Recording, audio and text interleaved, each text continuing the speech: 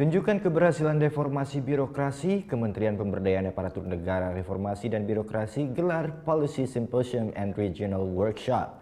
Kegiatan yang dibuka oleh Wakil Presiden Yusuf Kala ini dihadiri 10 negara peserta.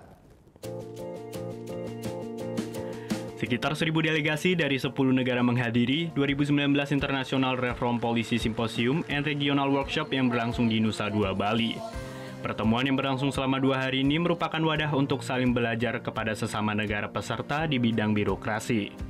Dalam kesempatan ini, Indonesia ingin menunjukkan keberhasilan Indonesia dalam hal reformasi birokrasi.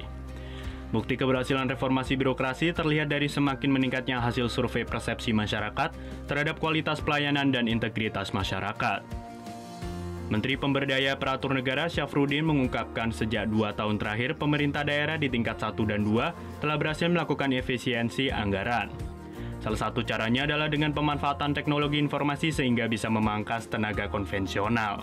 Banyak program-program di daerah itu hampir mirip sama. Ada yang tepat itu, ada yang double-double. Kegiatannya juga begitu. Itu dipangkas sedemikian rupa berkas kesadaran dan asistensi dari kita, Kemenpan dan tim itu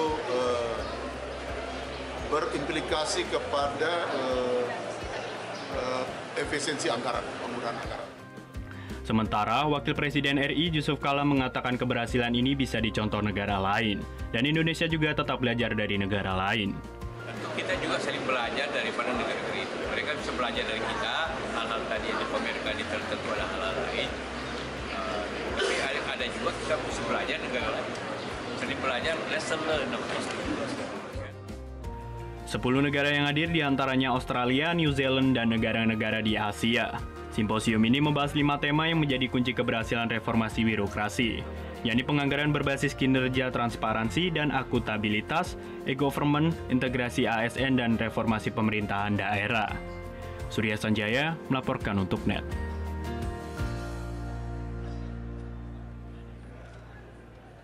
Oh yang beneran? Iya, oke.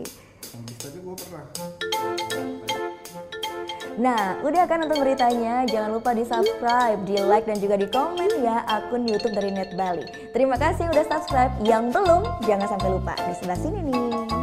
Notif subscribe.